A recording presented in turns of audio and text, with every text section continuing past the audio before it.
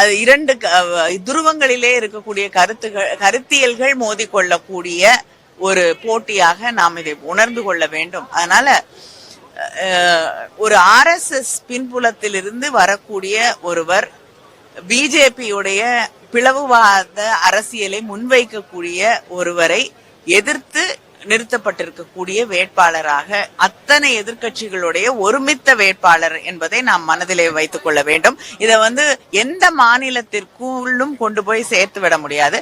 தமிழ்நாட்டிலிருந்து பிஜேபி ஒரு வேட்பாளரை நிறுத்தி இருக்கிறார்கள் என்று சொன்னால் அவங்க தமிழுக்காக என்ன செஞ்சிருக்காங்க, தமிழ்நாட்டுக்காக என்ன செஞ்சிருக்காங்க, தமிழ் மக்களுக்காக என்ன செஞ்சிருக்காங்க? தொடர்ந்து அவர்களை வஞ்சித்து கொண்டிருக்கக்கூடியவர்கள் வேட்பாளரை மட்டும் நிறுத்திட்டா தமிழ்நாட்டுக்கு எல்லாம் செஞ்சதா வந்துருமா? நம்முடைய மதிப்பு மிகுந்த மகாராஷ்டிராவினுடைய ஆளுநராக இருக்கக்கூடிய அண்ணன் CP ராதாகிருஷ்ணன் அவர்கள் இன்று காலையில் புதுடெல்லியில் குடியரசுத் தலைவர் துணை தலைவருக்கான தேர்தலுக்கான வேட்பு மனுவை தாக்கல் பண்ணியிருக்கிறாங்க டெல்லியில் இன்று காலையில்.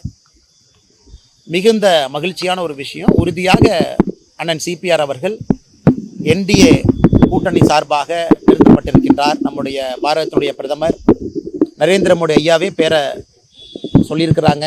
எங்களுடைய தேசிய தலைவர் நட்டாஜி அவங்க வழிமொழிஞ்சிருக்கிறாங்க. அதனால் நிச்சயமாக உறுதியாக வெற்றி பெற்று அந்த இருக்கைக்கு பெருமை சேர்ப்பார். அதில் எந்த மாற்று கருத்தும் இல்லை. அதே நேரத்தில் தமிழகத்தில் நாம் எல்லோரும் ஒரே நேரத்தில் ஒன்றாக இருந்து எல்லா அரசியல் கட்சி தலைவர்களும் ஒன்றாக இருந்து அண்ணன் CP ராதாகிருஷ்ணன் அவர்களை வெற்றி பெற செய்து அந்த இருக்கைக்கு அனுப்ப வேண்டும் என்பது எங்கள் கட்சியின் வேண்டுகோள்.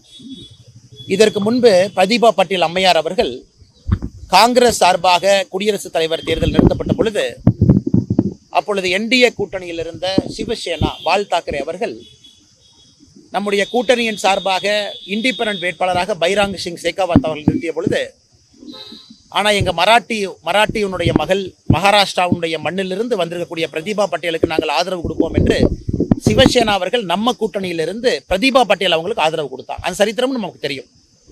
ஆனால் நிச்சயமாக திராவிட முன்னேற்ற கழகமாக இருக்கட்டும், இந்தி கூட்டணியுடைய தலைவர்களாக இருக்கட்டும், இதில் அரசியல் எதுவும் பார்க்காம அண்ணன் CPR அவர்களோடு நிற்பார்கள் என்கின்ற நம்பிக்கை இருக்கு. அதே நேரத்தில் இன்னைக்கு நம்முடைய தமிழகத்தினுடைய முதலமைச்சர் அண்ணன் ஸ்டாலின் அவர்கள் எல்லோருமே இந்தி கூட்டணி சார்பாக நிறுத்தப்பட்டிருக்கக்கூடிய வேட்பாளருக்கு ஆதரவு தெரிவிச்சிருக்கிறார்.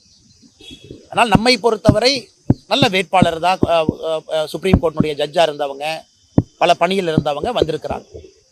ஆனால் இன்னைக்கு நம்முடைய CPR அண்ணனை பொறுத்தவரை கான்ஸ்டியூஷனல் மேட்டர்ஸ் நம்ம ஏற்கனவே சொல்லியிருக்கிறோம்.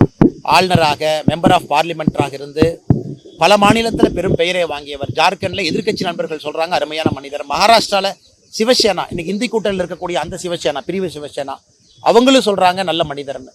அதனால் முதலமைச்சர் அவர்களுக்கு நேரம் இருக்கிறது தன்னுடைய கருத்தை மறுபரிசீலனை செய்வதற்கு. நிச்சயமாக அண்ணன் CP ராதாகிருஷ்ணன் அவர்களுக்கு தமிழகத்திலிருந்து ஏகமனதாக ஒருமித்த ஆதரவு கிடைக்கும் என்கின்ற நம்பிக்கை எங்களுக்கு இருக்கு.